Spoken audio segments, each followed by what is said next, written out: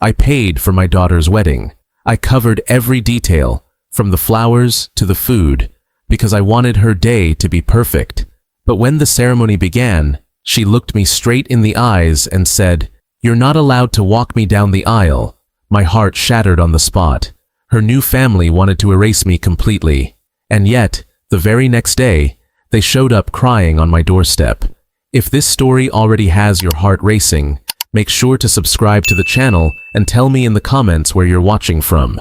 My name is David Monroe. I am 61 years old, a retired firefighter, and above everything else, a father. My daughter, Sophia, has been my whole world since she was a little girl. I raised her alone after losing my wife, Laura, when Sophia was just 10 years old. From that day forward, I promised myself I would be both father and mother to her. I worked long nights at the station, came home to cook dinners that were sometimes burned, and helped her with homework even when I was exhausted. I never missed a school recital, a soccer game, or a birthday. Through every storm, we had only each other, and I carried the weight of keeping our small family together. Sophia was my reason to keep going. When she grew up, I watched her blossom into a bright, ambitious woman with a kind heart. And when she told me she was getting married to Ethan Clark, a young man who seemed to love her, I felt proud. I wanted to make sure her wedding was everything she dreamed of, so I dipped into my savings and even pulled from my retirement account to pay for it. It wasn't easy, but when I saw the joy on her face while we toured the venue together, I knew it was worth every penny. I remember one evening as we stood in the empty church where she wanted the ceremony. The light from the stained glass windows spilled across the floor, and she turned to me with tears in her eyes. "Dad," she said softly, "when you walk me down this aisle, it's going to mean everything to me." I smiled and held her hand. "Your mom would be so proud of you, Soph, and I will be right there, every step of the way." Those words replayed in my mind in the weeks leading up to the wedding. I imagined the moment over and over again, standing tall in my suit, Sophia holding my arm, the music beginning as we walked toward her future together. To me, that moment was not just tradition.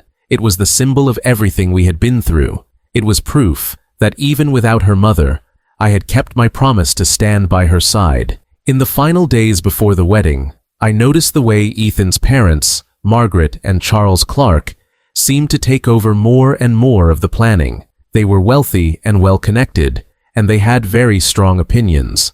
Margaret especially carried herself like she was the director of a grand production. She cared about how everything looked, about status and appearances, far more than about the feelings of the people involved. I brushed off the little comments she made about keeping things polished or making the family image perfect. I told myself none of that mattered. What mattered was Sophia, and the moment we would share on that aisle. On the morning of the wedding, I dressed carefully in my suit and tie, adjusting the cufflinks Laura had given me on our own wedding day.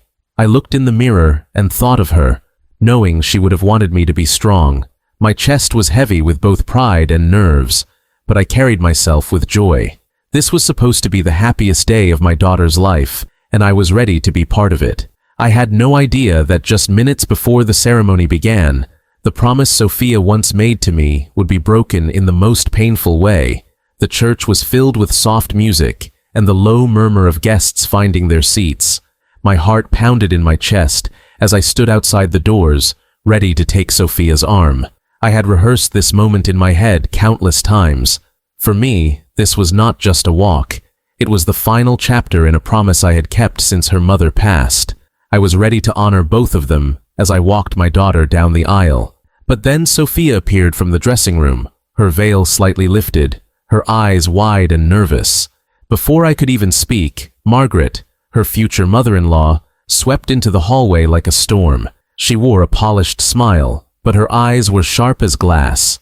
She leaned close to Sophia and whispered loudly enough for me to hear, "You cannot let him walk you. It will look improper. Ethan's uncle is a judge, respected in our community. He should be the one to escort you. It will present a better image." The words hit me like a slap. I stood frozen, staring at Margaret, waiting for Sophia to laugh it off or push back. Instead, Sophia's face crumbled.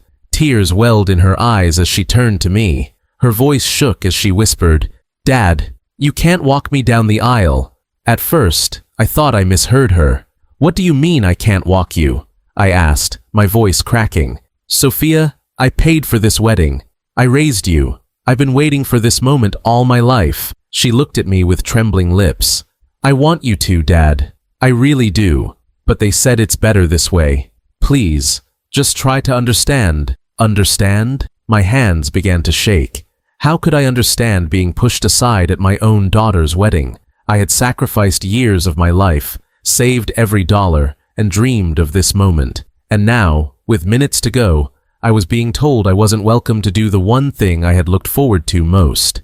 Margaret stepped closer, her voice dripping with fake politeness. "David, don't take this personally. This is about presentation. People will talk if a man like you walks her down the aisle instead of a man of stature. We need to think about appearances." My jaw clenched so tight it hurt. I looked at Sophia, hoping she would speak up for me. But she looked away, ashamed. Her silence cut deeper than Margaret's words ever could. In that moment, it felt as if the bond we had built through years of struggle, sacrifice, and love was being erased in favor of money and status. I swallowed hard, trying to keep my composure. "Sophia," I said quietly, "this is our moment. Yours and mine. Your mother would want this. Don't let anyone take it away from us." Her tears spilled over, but she shook her head. "Dad, I can't fight them right now. Please don't make this harder." The air felt heavy.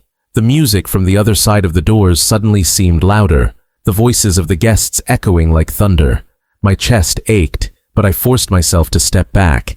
I didn't want to ruin her wedding. If she had made this choice, whether out of fear or pressure, I had to respect it, even though it broke me. When the doors opened and the ceremony began, I stood off to the side as Ethan's uncle proudly offered his arm to Sophia. Guests turned to watch as she walked down the aisle, radiant in her gown, but I couldn't see beauty in that moment. All I saw was emptiness where I was supposed to be. People in the crowd whispered. A few gave me confused looks, as if silently asking why I wasn't the one by her side. I forced myself to smile and clap when she reached the altar, but inside, I felt hollow. My heart screamed with pain, but I swallowed it down, determined not to ruin her day. I sat through the ceremony like a ghost, clapping at the right times, smiling when I had to, but every word, every vow felt like salt in an open wound. When they kissed and the guests erupted in applause, I could only think of how easily I had been erased from the most important day of her life. At the reception, I tried to keep my distance. I congratulated the couple, shook hands with guests, and forced my lips into polite smiles. But the humiliation burned inside me. I had been cast aside like I didn't matter. Every laugh, every toast, every dance reminded me of the role I was supposed to have, but had been denied. When Margaret raised her glass for a speech, she thanked her husband, her son, and even her brother-in-law for making this day perfect. My name never left her lips. I might as well have been invisible. That night, I left the reception early. I slipped out quietly before anyone could notice, my head bowed, my heart heavy. On the way home, I could barely keep my hands steady on the wheel. I had never felt so unwanted, so humiliated, in all my life. When I finally walked into my house, I went straight to the shelf where a framed picture of Laura sat. Her smile beamed back at me, frozen in time. I placed my hand on the glass and whispered, "Laura, I failed her. I couldn't give her what we promised. I couldn't even walk her down the aisle." Tears rolled down my cheeks, hot and bitter. I sat there in the silence of my empty house, broken and alone, convinced that my place in Sophia's life had ended the moment she chose them over me. I didn't know then that by the very next morning, everything would change. When I woke up the morning after the wedding, my body felt heavy, as if the shame and hurt from the day before had sunk into my bones. I moved slowly through the house, making coffee that tasted more bitter than usual. The silence in my kitchen pressed on me like a weight. I had spent months planning and saving for that wedding, imagining the moment I would proudly walk my daughter down the aisle. Instead, I had been left sitting in a pew while another man took my place. I sat at the table staring at my wife's picture again. Laura's eyes, warm and kind, seemed to watch me with a silent question. In life, she had always believed in me, always reminded me that our love for Sophia would be enough, even without wealth or prestige. But yesterday, I had been powerless. "Laura," I whispered, my voice rough. "I don't know what happened. She chose them over me. Maybe my job as her father is finished." The words cut through me, but in that moment, I almost believed them.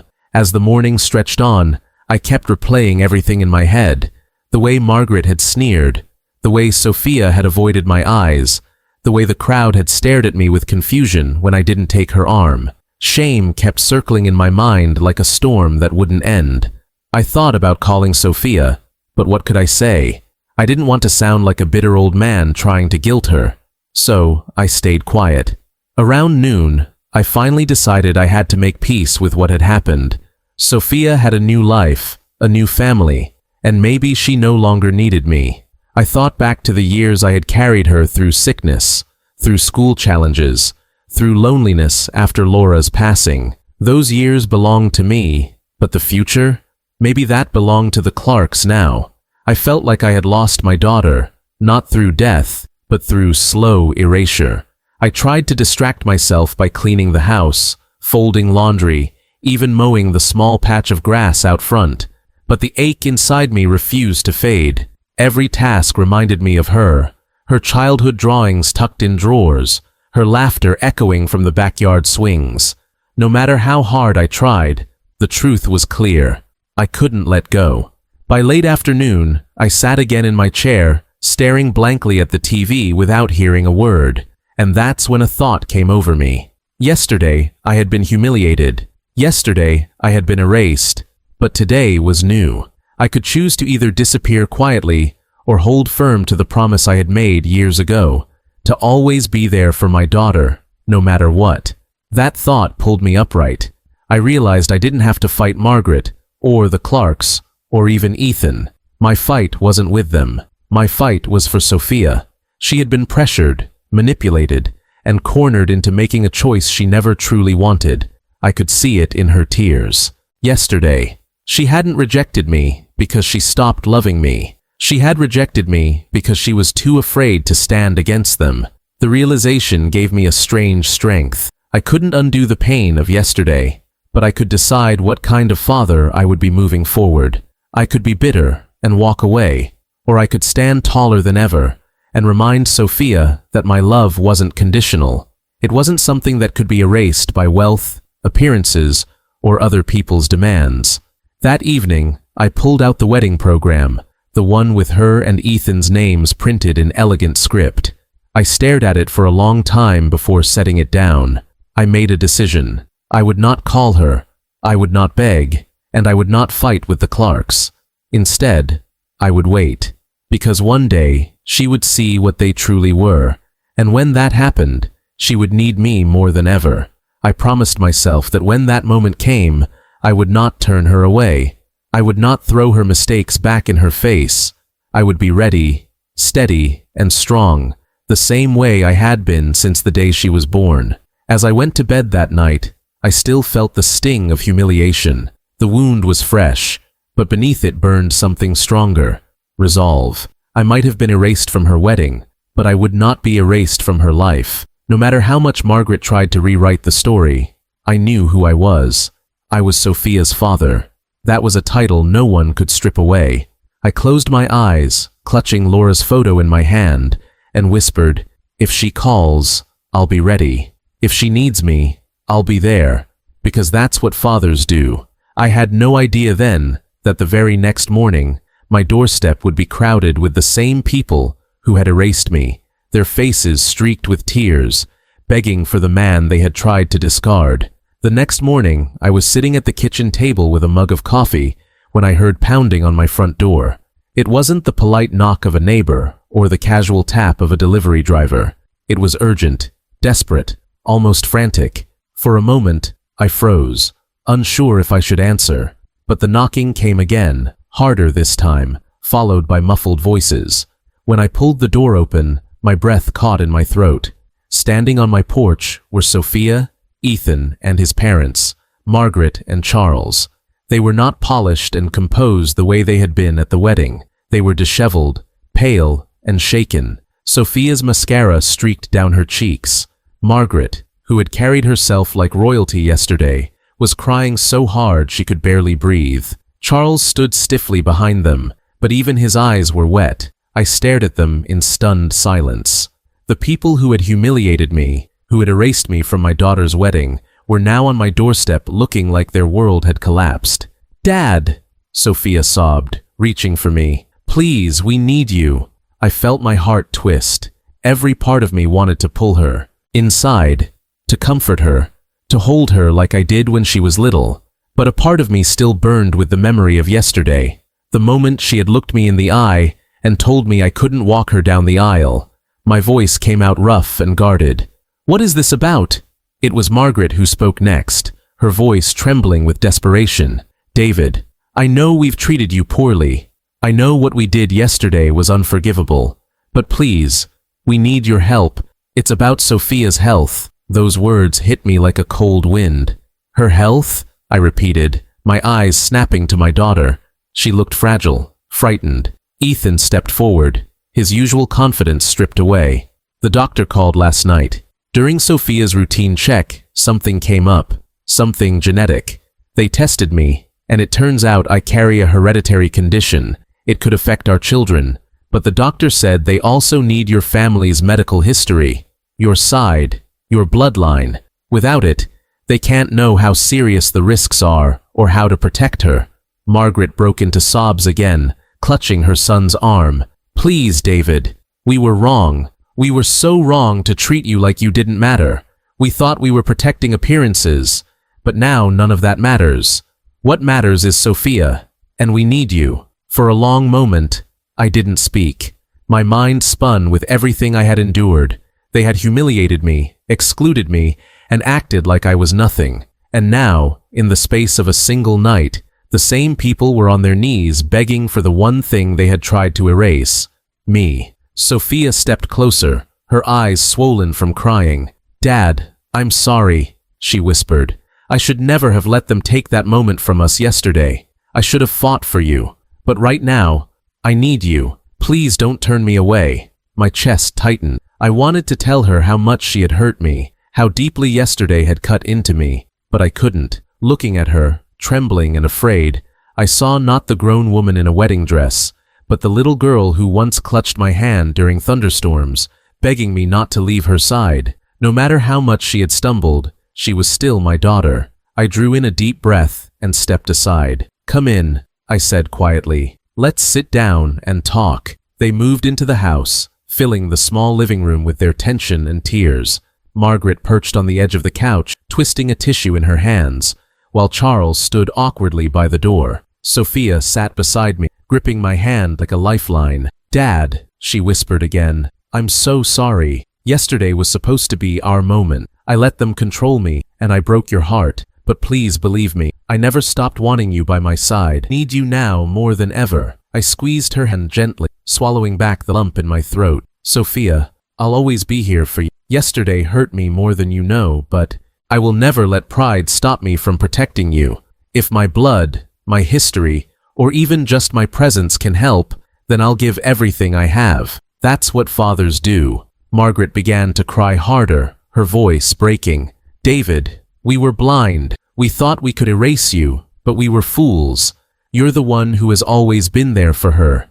We owe you everything." I looked at her steadily. "You don't owe me anything. Just never try to erase me again. I'm her father. That's not something you get to rewrite." For the first time, Margaret lowered her head in shame. Charles cleared his throat and murmured, "He's right." Ethan nodded silently, his eyes fixed on the floor. As the weight of the moment settled, I realized something powerful. Yesterday, I had been humiliated and cast aside. Today, I was the one they turned to in desperation. Yesterday, they had erased me. Today, they admitted I was indispensable. Sophia laid her head on my shoulder, whispering, "I love you, Dad." Tears filled my eyes, but this time, they weren't from pain. They were from a bittersweet truth. Love always finds a way back, Even when pride and arrogance try to bury it, I held my daughter close, stronger than ever, knowing that no matter how hard others tried to erase me, nothing could take away the bond between a father and his child. The house felt heavier that morning with everyone sitting in my living room,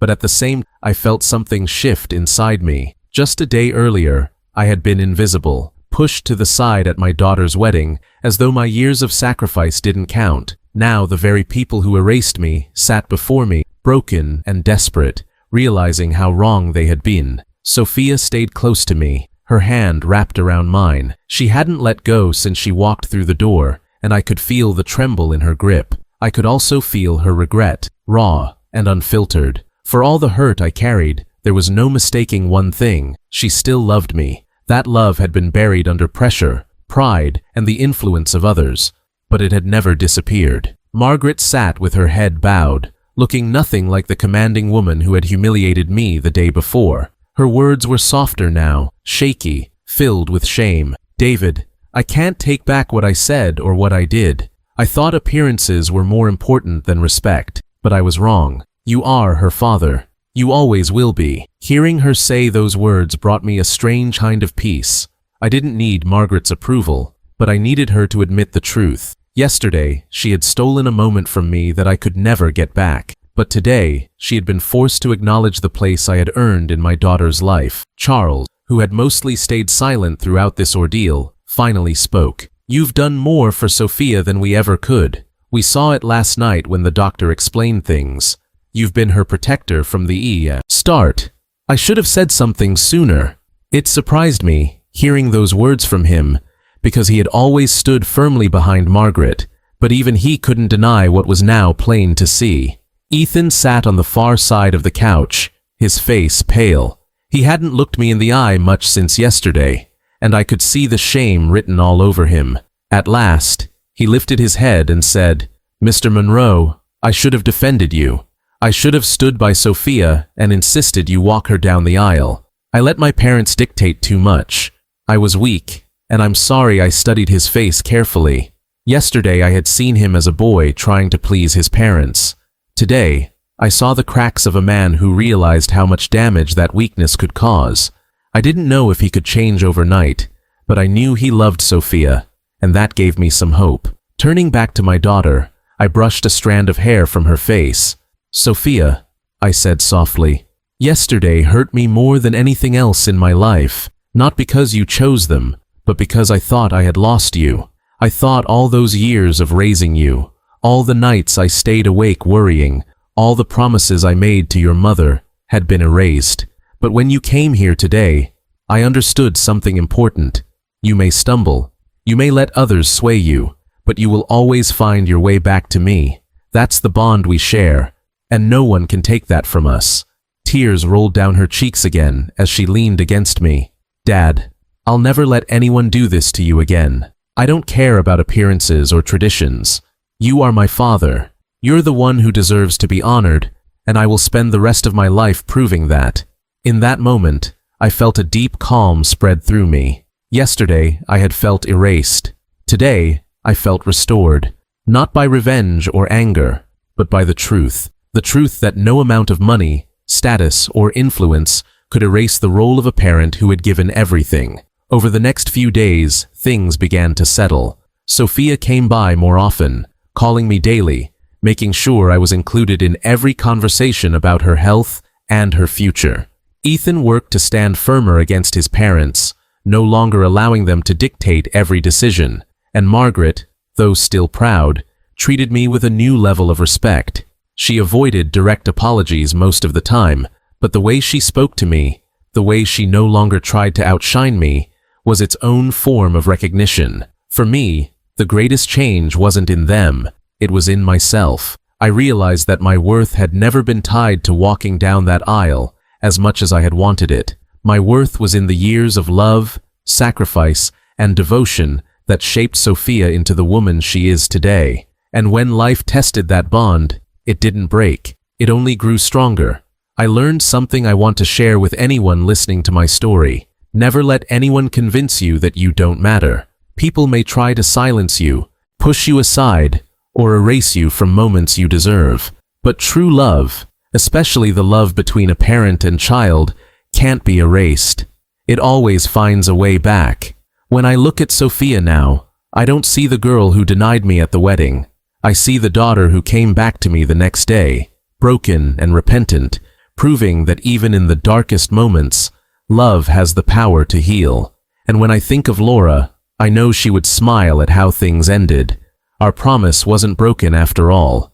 I may not have walked Sophia down the aisle, but I walked her through life, and that will always mean more. If this story moved you, make sure to subscribe to the channel and tell me in the comments where you're watching from. I'd love to hear your story too.